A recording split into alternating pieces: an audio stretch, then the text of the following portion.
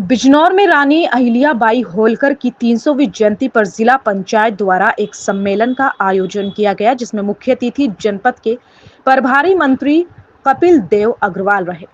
आयोजित हुए सम्मेलन में ग्राम प्रधान और ग्राम पंचायत सदस्य मौजूद रहे।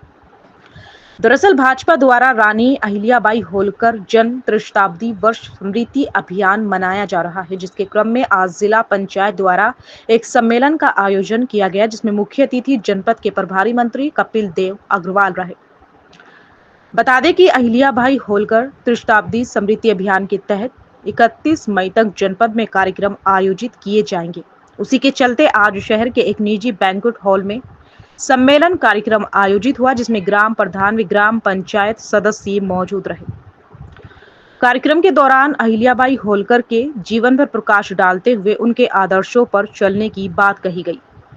आयोजित हुए सम्मेलन कार्यक्रम में भाजपा नेता, ग्राम प्रधान व ग्राम पंचायत सदस्य मौजूद रहे। बिजनौर एक्सप्रेस के साथ तुषार वर्मा, बिजनौर। भारतीय जनता पार्टी का कोई राजनीतिक हेतु इस काम के अंदर नहीं है, क्योंकि अहिल्याबाई होलकर ने पूरे समाज को जीवंतता के साथ एक दिशा देने का काम किया। इसके उनके 300वीं जयंती को मनाने का काम भारतीय जनता पार्टी भी कर रही है, भारत सरकार भी कर रही है और उत्तर प्रदेश की सरकार माननीय मुख्यमंत्री योगी आदित्यनाथ जी के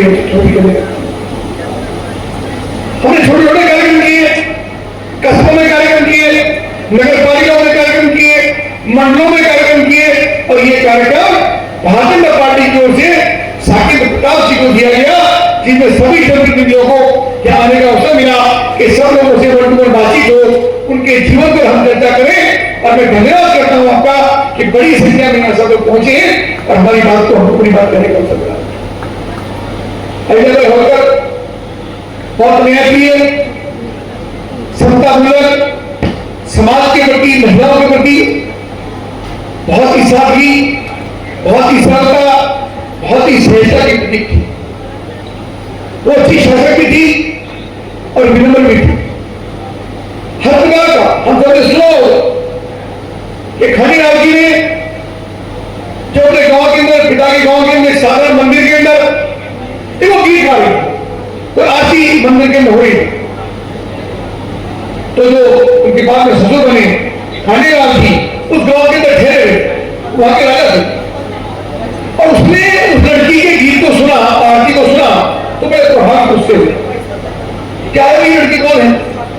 तो वहां के मंदिर के पुजारी या गांव के लोग होंगे, उनसे कहा कि हमको इसके घर चलना। और जब घर जाते हैं उस बालिका ने उनका स्वागत किया, जो भी उसमें व्यवस्था रही होगी, जल लेकर के आई होगी, दूध लेकर के आई होगी, और उसकी सरलता, उसकी सौम्यता, उसकी सुंदरता, उसका प्रभाव देख करके उन्होंने कहा कि मुझे बेटी का हाथ चाहिए। आज अहिल्याबाई होलकर का पुण्य श्लोक कार्यक्रम का आयोजन किया गया है, इसको लेकर आपका क्या कहना है? देखिए, माँ अहिल्याबाई होलकर इस देश में जन्मी एक वो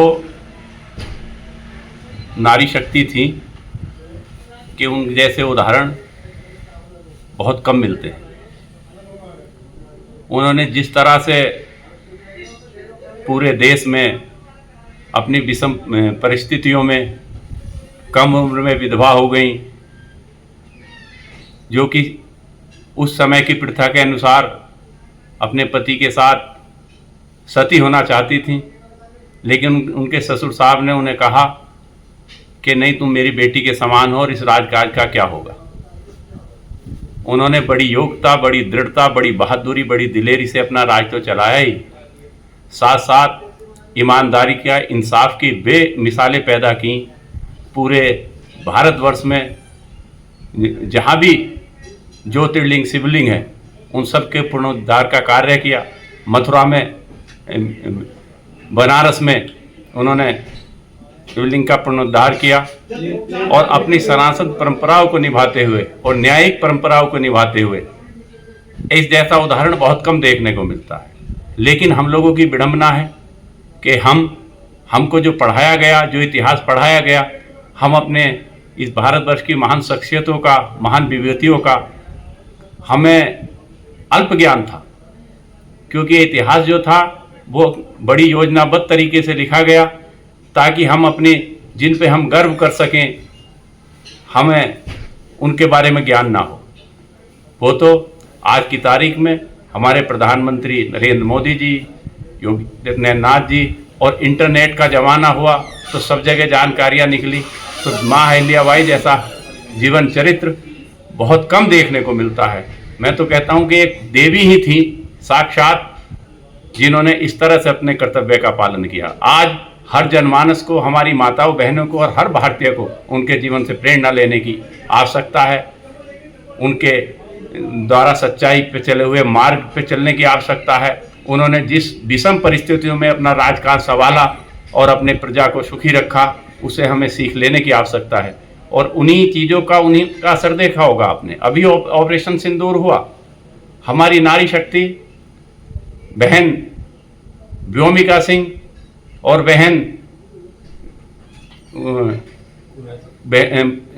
सोफिया कुरैशी जी, आपने देखा कितने गर्व के साथ जब पाकिस्तान को छठी का दूध दिलाया जा रहा था तो उन दोनों बहनों का कितना बड़ा योगदान था और कितनी दृढ़ता से और उससे अपनी सेना की बात रखती थी। अगर यदि किसी देश को महान बनना है तो निसंदेह उसमें नारी शक्ति का सम्मान देने की आवश्यकता है, उसे बराबर समझने की आवश्यकता है। और आज यही हो रहा है। भारतीय जनता पार्टी का संकल्प है कि महिलाओं को उनके हकों से किसी भी तरह से ना रोका जाए, उन्हें हर क्षेत्र में बढ़ने के लिए पर्याप्त साधन मुहैया हों और उसमें मर्दों के साथ बराबर से बराबर कंधा मिला के चलने का कार्य हो, जिससे हर क्षेत्र में, जिस भी देश में मातृशक्ति का, नारी शक्ति का सम्मान होगा, वो देश कभी भी गुलाम नहीं हो सकता और वो देश कभी भी मिट नहीं सकता, वो हमेशा आगे ही बढ़ेगा।